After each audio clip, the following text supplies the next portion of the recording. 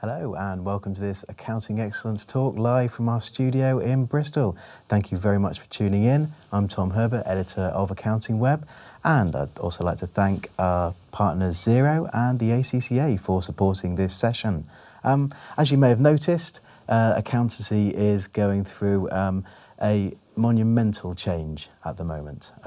So whether that's legislative, economic or technological, this threatens to sweep away the old oak-panelled model of desktop software that has dominated the profession over the last 20 or 25 years. Out of this change has come a new breed of accountants and firms who have emerged to use new technology and ways of working to grow their practices and develop new ways of thinking. Here at Accounting Web, we call them the practice pathfinders. Xero call them the pace setters, as set out in their new book. And regardless of the name, what are they actually doing to stand out from the crowd, to stay ahead of the competition? Today, we're going to be discussing a few of these common themes with two of our pace setters and a leading voice from the software firm that has arguably done more than anyone to drive these changes. So without further ado, let me introduce our panellists. So first of all, Sharon Pocock, who is MD and Chief Innovator at Kinder Pocock. Welcome, Sharon. Hi, Tom. Can you just tell us a little bit about your practice? Yeah, so I set up Kinder Pocock in 2005, and we were a fairly traditional practice then. And then in 2012, two separate clients asked me about online accounting software. So I thought I'd already left it too late, did a lot of research and discovered Xero, and and the rest is history, as they say. So that was the start of our cloud journey, and it's been amazing ever since. Fantastic, thank you, Sharon. And also joining us for his Accounting Excellence debut is Grant Smith, who is partner at Armstrong Watson. Thanks, Tom. Can you just tell us a little bit about your firm, Grant? Yes, so I'm Grant, partner Armstrong Watson. So Armstrong Watson are a top 30 firm. We have about 16 offices now across the north of England and going up into the central belt of Scotland. About 400 employees, of which 200 are within the accounting service line, and full advisory firm. Fantastic. And last but certainly not least, Damon Anderson, who is Director of Partner and Product at Xero. Hi, Damon. Hi, how you doing, Tom? Yeah, great to have you with us. Can you just tell us a little bit about what you do at Xero? Yeah, so I'm responsible for our accountants and bookkeepers across the UK community, so making sure that we have all the right products and services to serve their needs, both now and clearly as we head into a changing world over the next 2 or 3 years. Indeed. So this webcast has been put together using data from our own Accounting Excellence Awards and also Xero's publication that I ably modelled earlier, the pace setters, to just give you a snapshot of what cutting edge firms are doing right now based on information from almost 1,000 anonymised submissions and benchmarking surveys and anecdotes from I think 17 different pace setters. Is that right, Dave? That's right. Excellent, good stuff. A little bit of housekeeping before we get into the main body of the session. If you're having any technical issues, don't worry, all the sessions will be available afterwards on demand. You'll be sent a link via email if you've registered. So if you have any questions about technical issues, do email hello@accountingexcellence.co.uk. We're monitoring that now.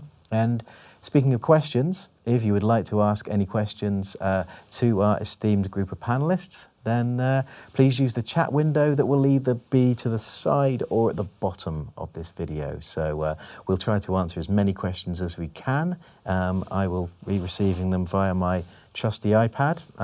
But if we miss any, then we will answer them as part of a post-event wrap-up or podcast on accountingweb.co.uk afterwards. Let's just blast through the agenda quickly, what we're going to be covering today. So we're going to be covering the cloud journey of our pace setters. We're going to be looking at the uptick in data collection tools. We're going to be covering advisory, and we're going to be looking at referrals and a little bit about recruitment as well as a little bonus there. At the end of the session, we will answer as many questions as possible, and that will be our hour. So let's get started. Managing the cloud journey. I didn't want to get too hung up about it, but I mean, as I think 86%, as you can see from our graph on the slides there, 86% of our Accounting Excellence entrants this year are using cloud tools in some way, shape or form. So I thought it was important for the panel to touch on this game-changing shift. I'd like to throw to you first, Sharon. Can we talk a little bit about your cloud journey as a firm? Yeah, so as I said, a couple of clients mentioned to me that they were interested in cloud software for their bookkeeping. So I researched about 3 different ones, and Xero were on top then, and obviously still are now. And then we did start looking at other things. So immediately it introduced us to things like Google Apps, Receipt Bank. And once you start using these things, then you just want more. So we're now automating everything. We're 100% online. So the staff that come to us, they don't know any different really. They don't know desktop software. No, fascinating. So from 2 staff to 200, Grant, I'm guessing your journey was a little bit different. Yeah, well, certainly my personal journey started in 2011 when one of my clients came to me with a problem with getting accounting software to work on his Apple products. So he had come across Xero. So like any good accountant, we decided that if he wants to use it, we'll investigate it. And I think going back then, Darren Glanville, he was our Xero handler, as I like to affectionately call him. He came out, showed us how it worked, and I think from that moment on, I was just like, wow, it's a complete game changer as to how accounting software was used. So from our journey, started off with that first client, but then it then moved from, okay, let's get 2 or 3 clients on it. Let's then decide, as a firm, should we back this software? And it was a difficult journey because I liked it. I'd looked at lots of other things. I guess as a firm, we had to be clearer than it wasn't just my view. So we then did a beauty parade of all of the accounting softwares. I like to call it the Brian Clough moment because we looked at everything and then agreed I was right. So that was quite a nice moment to happen. So I would say probably back in 2013, we actively started pushing Xero as our preferred product. Was there a sort of game-changing moment that those who perhaps had been a little bit resistant, thought, oh, okay, no, that's what works for me? Yeah, well, I'd say the journey was very slow. The majority of uptake in clients was mine. Whilst we probably had 30 partners in the firm that could be out there pushing it, Sure. There was that slow period of, oh, well, I haven't got the time, I haven't got the change. But the big change for us came in 2016. We went to XeroCon, took the whole management team with us. Right. And, people understood at that point what it was about. Good stuff. So speaking of XeroCon, the man who's in charge of organising it this year, Damon, what advice would you give firms either sort of starting out or in the middle of their cloud transformation? I mean, you must have worked with hundreds, if not thousands, of firms in a similar position. Yeah, totally, and we do with thousands of firms. And I think, like as Grant said, XeroCon's a great example. I mean, there is a community of accountants out there that have gone through this journey. The Pace Setters book really is a great example as well of highlighting some of the opportunities, the challenges, and everything, that experience of what all these firms have gone through. So I would say actually recognising that there are lots of people out there that can help. And some of the things that we see in the book, get a cloud champion. And that doesn't mean having a cloud as a department for a large firm. That means getting someone who has the ability to influence change across a practice, like Grant. And building champions throughout the firm, getting them educated, starting with the easy stuff, starting with internal bookkeeping jobs, building up your capabilities, and then ultimately celebrating those successes. And then you start to find yourself on that journey to kind of widespread adoption, which is pretty cool. Yeah, absolutely. I mean, I'm guessing, Sharon, as a sort of smaller practice, did you find it sort of fairly easy to win the hearts and minds of your staff and clients, or? Yeah, we did. Well, we started using Xero internally first, and that was, so easy to use. And things like repeating invoices. So all our invoicing goes out at a minute past midnight. People think we're still working. So you can imagine how many hours that saves in itself. So once you and the team start to see the benefits, then we can then really start to explain it to clients. And I think the easiest thing is if a client walks in with an iPad or a smartphone, you're halfway there because they've already got all the apps and stuff, and Xero is very, very, well, it's an app, isn't it? So, but it's very user friendly and really easy to use on a tablet device. So, and it's really easy to demonstrate as well. So we would literally show them the really key bits, like how quick the bank reconciliation is, how quick it is to do an invoice. So we did start with... Sort of show rather than tell. Yeah, absolutely. And if they're on doing invoices in Excel or Word or something, then we'd go, oh, look how easy it is here, and it remembers, and you know, you can set rules up, and it does it all for you, and you can send it straight out.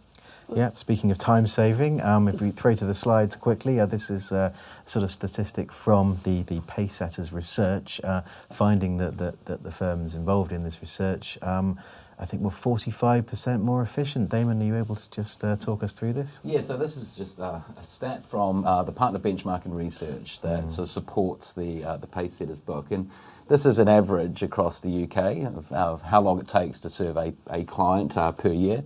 And you just see this like massive change. So you're reducing so much of the manual overheads that would have come with not having a product like Xero, and not having connected apps like Receipt Bank and HubDoc and Auto Entry flowing into the product. So all of those pieces of technology ultimately just chip away at the time it takes to spend on manual data entry. And so it's great to see that the Pacesetters, you know, this gives you a good example of what they're saving, and you can use that time to do a whole bunch of different things, whether that's taking time back for yourself or investing more time in advisory services and other areas of your business. Brilliant. Thank you very much, Damon. Obviously, the slides will be available. I think they'll be emailed out along with a link to the on-demand session after this session has finished. Now, I'd be remiss if we didn't cover data collection tools. So, a popular topic with the government's much discussed digital taxation programme launching in April 2019. It's no surprise that one of the big trends over the last few years has been the widespread adoption of solutions that allow users to automate data entry into accounts production, like Receipt Bank, Auto Entry, Data Molino. Data capture has been the sort of MTD weather vane in many ways, and the accounting excellence data and our software survey shows evidence of the sort of surge in data capture. If we just look at the slides here, in the top right, we've got a graph that shows the expense app users on the accounting excellence entries. Now, interestingly, there was a huge surge last year. Now, bear in mind, this was before HMRC announced that they were delaying making tax digital for individuals for income tax. So we've seen a little bit of a drop off this year, but still, I mean, it was the second most popular trend in our entries. Damon, I'm guessing that the uptick in data collection tool doesn't come as much as a surprise to you. No, it doesn't. I mean, you know, the very foundations of Xero are around like removing those barriers and getting data into the system of record. That is like, you know, the general ledger, that is a single ledger that combines like Xero information with the advisor. And the old way was like very manual, prone to errors. You know, audit would happen, you know, kind of once a year, and it would have to go back in, and it would be very manual. And in the new way, it's about getting, you know, that data to flow directly in. Direct bank feeds were a bit of the killer app for Xero, and really helped all of our accountants and our small businesses automatically get information to flow into Xero. And on our ecosystem, we have 700 app partners connected into the product. Big majority of the ones that have got huge uptake are, you know, Receipt Bank, Auto Entry, Data Molino, HubDoc, we had our HubDoc.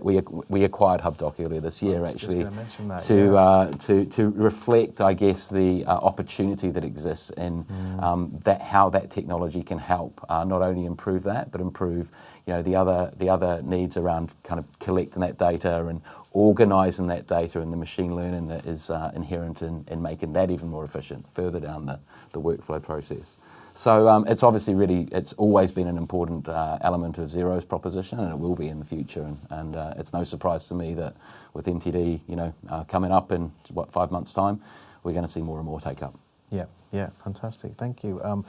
So Grant, I'm gonna come to you first. As this is a practical session, people are always interested in what their fellow practitioners are using. You were one of the first firms to do data collection into Xero specifically for accounts production on that scale, as it were, sort of over 3,500 clients, I think we were saying off air.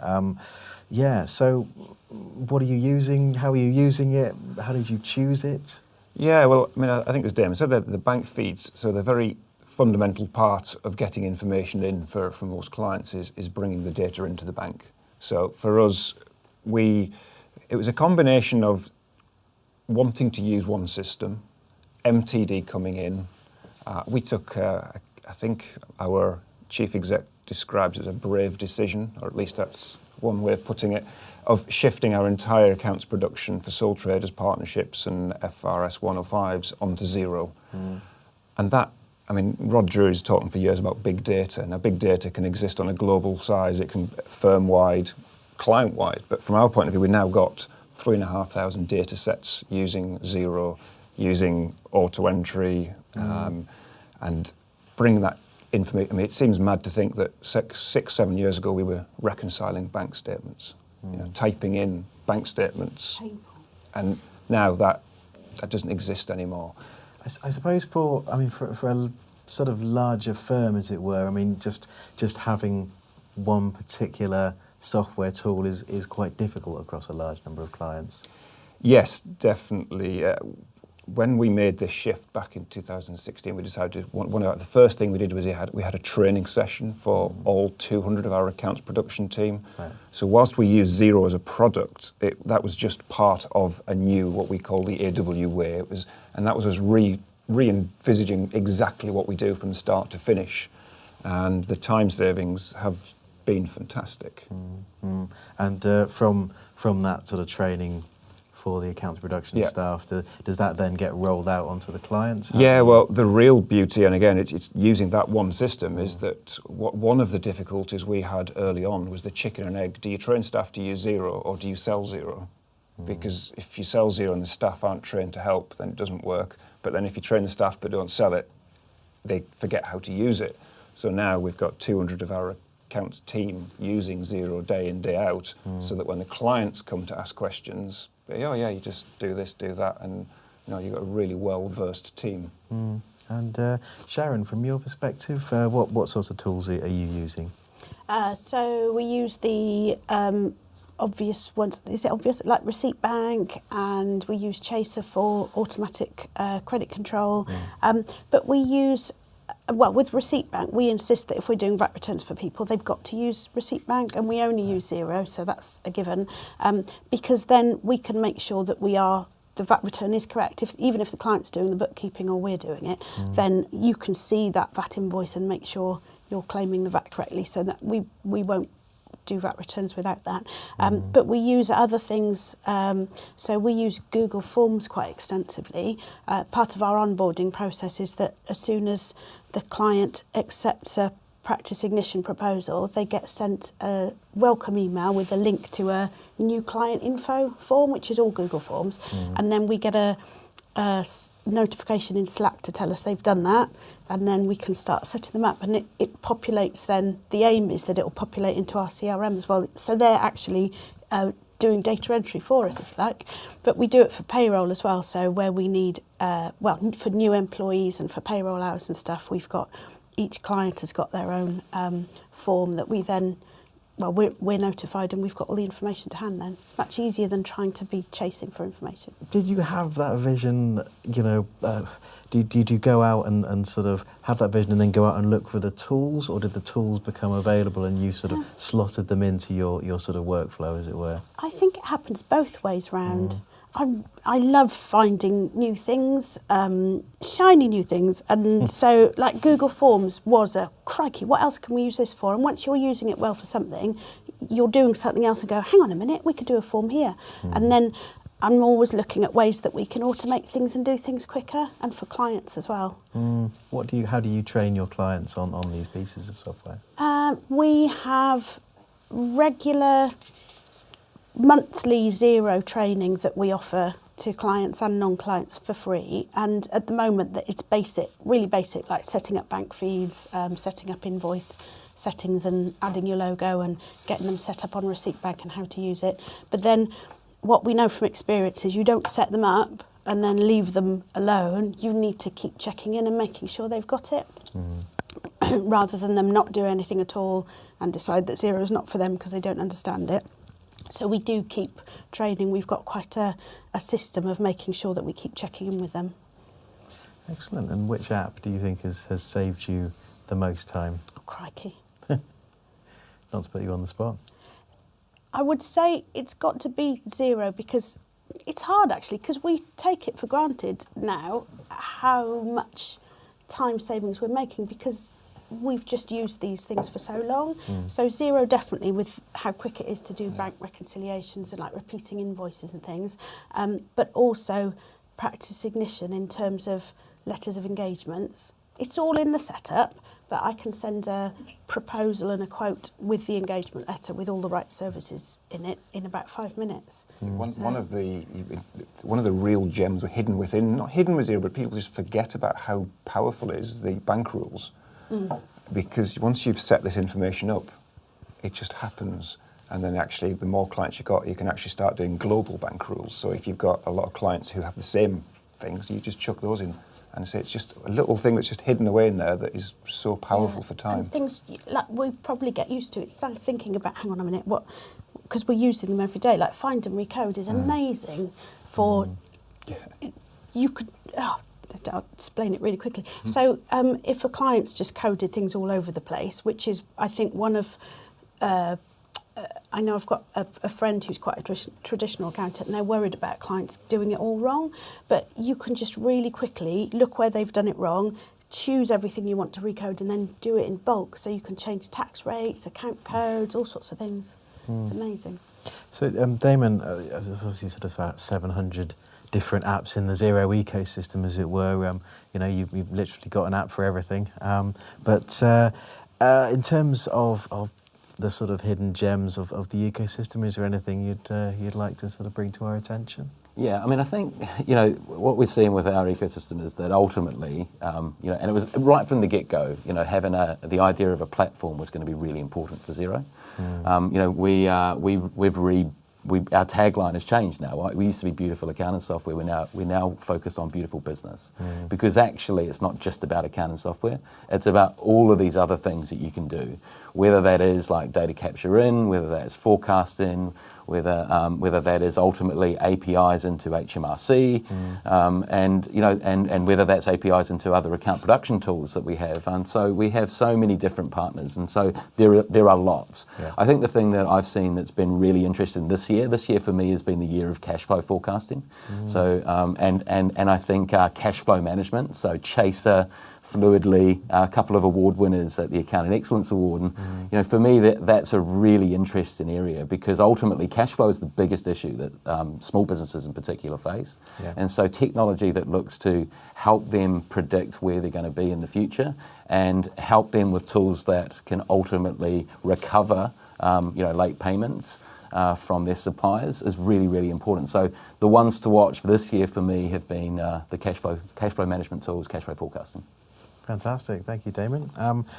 Right, on to the next section, advisory. So there's a lot of buzz around the word advisory over the last few years, and I mean it's become almost notorious in the accounting circles that I move in, just because it's a fairly difficult one to define. So, Grant, I might throw to you first. What do you consider at Armstrong Watson to be advisory, and how are you managing the shift towards that? Yeah. Well, I think most accountants will tell you that they have always been advisors, and I think with this level of new information, it's just you become better advisors, and it's really about kind of listening to clients, but when you've got information to hand, you can have those conversations more regularly rather than having a year-end conversation or having quarterly meetings a month after the event because it's taken you that long to get the information. But yeah, the advisory side is really coming to a fore now, where as Damon mentioned, the cash flow products, the reporting products that have become available. But for us as a journey, we've had to kind of almost take a step back and get clients from I think whether it's because we were up north, I don't know what, but there's a lot of kind of not greatly systemised businesses that we have as clients, and so we've converted them to Xero.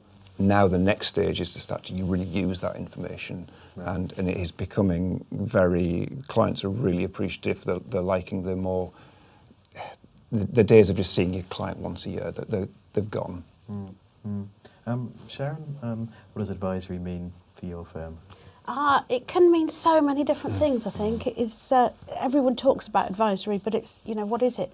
It absolutely depends on the client, but it is all about listening to them. You're not going, unless you have those meetings with them and talk to them regularly, you're not going to know what their pain points are or what their issues are or what their goals are. So it really is about listening to them and, finding out what that means to them. We've got a really good system where we're really digging into their personal goals first, and it's only once we've got that, because that's why you're in business, isn't it, for hopefully good work-life balance and to earn a living and because you love what you do.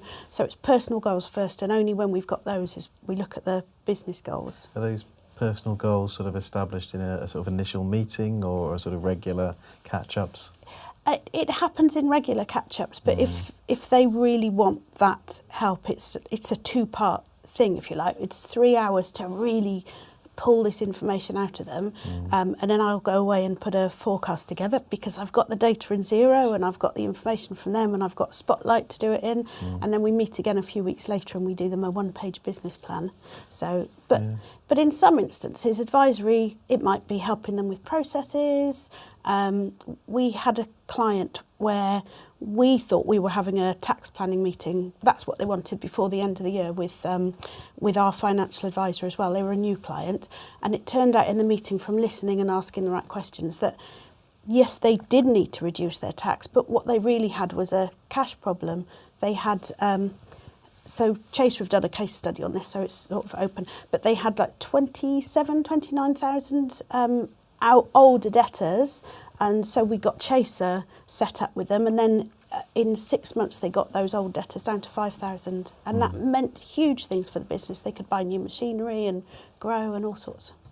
Fantastic. On the big data side, we talk a lot about the forecasting, but some of the other kind of applications, like the point of sale systems, the manufacturing software, they give you a whole different level of advisory in a different direction. So what's your stock turnover, or what's your best, what's your worst selling products? Let's get rid of your worst, let's kind of keep rotating. So some of the other add-ons are really kind of powerful for advisor as well as just looking forward. It's actually looking at what's happening within as well. Definitely, even like down to what time of day is your best time for selling, or all sorts of stuff.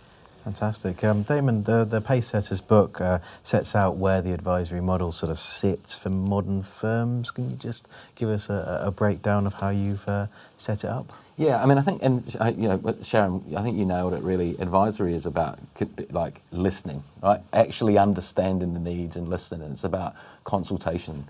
And I think, we see this sort of change in the makeup of those Pacesetter firms that have got, they don't have to have as many people behind a desk working through spreadsheets, working on like the manual entry. I know I said the S word, but so instead they've actually got people out there talking to customers and focusing on creating better business outcomes for their customers, which I think is pretty cool. So overall, that's what advisory is about, and I think the findings from the book really we sourced 3 common themes that came out. First, there's compliance, right? And that's advisory. That is like, planning your tax, making sure that you're providing the right tax advice for ultimately to get your tax returns right and to get your, company returns in order. The second piece is around simple advisory, and that's where you start to think about like cash flow forecasting and start business planning and making sure that the business is able to grow in a sustainable way. And then complex advisory is becoming more and more relevant and pertinent. You're seeing the Pacesetter firms starting to look at things like virtual CFOs roles, or how do I actually get access to capital for a business for a new venture? So, different types of services are the result of the paysetter firms because they're not having to worry about the manual data entry stuff. Yeah. In fact, the compliance stuff is really easy because it's automated, and actually it's no longer a once-a-year thing. It's an always-on, always available access to information, and all of those tools, all of that technology sets the accountants and bookkeepers up to actually provide that advice, better outcomes for businesses. And ultimately, wouldn't it be great if actually the industry was really advising on and helping businesses to become more profitable and get more funding so they can scale up, and that'll help the UK economy, which is a pretty cool thing as well. Fantastic. That's the much more interesting and fun thing to our role, I think. The compliance bit and the data entry can be a little bit dull, dare I say it. So really digging into what clients want and understanding their business and doing all this stuff is so much more fun. And like having these 3-hour meetings with people, God, they get so enthused, and you really get to understand their businesses, and doing the forecasting and stuff is much more enjoyable and I fun. think, Tom, we always hear about the sort of the death of compliance because like software's coming along and it's taken away, and it's actually just like so untrue because what the software is doing is helping businesses that just want to focus on, are you paying the right taxes? Are they being submitted on time? Are you fulfilling your obligations for the government? And are you and do you have a good handle on your business? That has got a huge amount of opportunity, and there are going to be 1.2 million businesses in the next few months that are going to be forced to use technology and going to be forced to submit their tax returns to HMRC. So there's a huge opportunity for those practices out there that want to focus on compliance to be able to do what they do and do it well. So I think it's a really exciting time for all areas of the industry. Brilliant, thank you, Damon. We've had a flood of questions in here, which is fantastic. So keep them coming in via the chat box to the side or below this video. We've had one in from Marie J. Thank you, Marie. It seems more and more accountants are expected to be tech specialists and business advisors. I appreciate we need to change with the times, but is there any place for the old-fashioned accountant, or are we a dying breed? Goodness, very existential question there. Sharon? I'm going to sideways answer that question. In a way, I guess from what we're saying, we kind of are expected to be tech specialists now, but not everybody is. But there's some really good cloud integrator businesses and specialists now. So there's Jonathan Fox from Foxability. So if we don't know an app and we don't know the techie bit, then we'll ask him. And there's also Matt from Blue Hub. So you don't have to be the techie bit to answer that bit of the question. And yes, as Damon said, we do still have to do the compliance stuff. It's just obviously with MTD and things, we are going to have to do it online.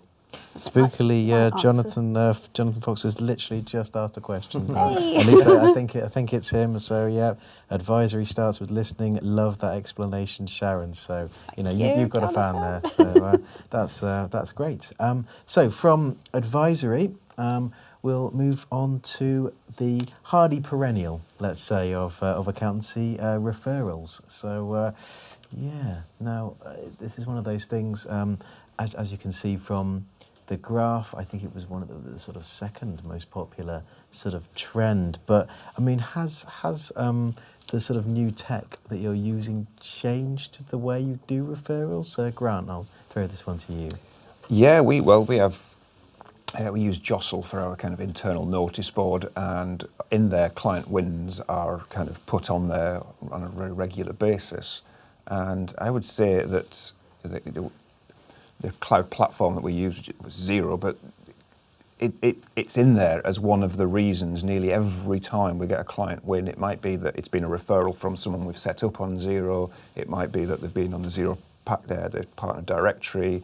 They might be they've just kind of stumbled across various things and what's this Xero, or the information that comes from it. But we find that the real time for referrals is when you've just set somebody up and they can see the real value and what's there, and have anybody else that can benefit from this. And we do see that the referral rates have really gone up since we've kind of pushed hard on our journey. Interesting. Damon, Grant there mentioned the sort of partner model. How much of an impact do you feel it's had? Yeah, I think when it comes to, I guess, marketing and referrals in general, we see that there is actually really little focus on marketing in the accounting industry. It's not, it hasn't been, a big area for focus, and ultimately it's about referrals. And I think you're right. Like we're seeing a lot of switching. So, most of the businesses, I think there's a slide actually that covers it in here, but most of the businesses that we see coming through for accountants that we surveyed, 50% of those businesses have switched from another accounting firm. And so getting that referral place is right and important. But equally, and you see on the slide that actually very, very few firms are actually investing in marketing. So large firms, that's the big bar on the right-hand side, invest a lot in marketing, but broadly, it's there's very, very little take up. So that's probably right. We don't think that you have to invest huge amounts in kind of big social campaigns and brand marketing. Ultimately, it's about digital performance marketing. So focusing on things like social media, and then it doesn't need to be paid social. It can be things like organic social media, and like telling the world that you're a platinum partner, or telling the world that you understand Making Tax Digital. Making Tax Digital is going to land in the inbox or the letterbox perhaps of over 1 million businesses at some stage over the next few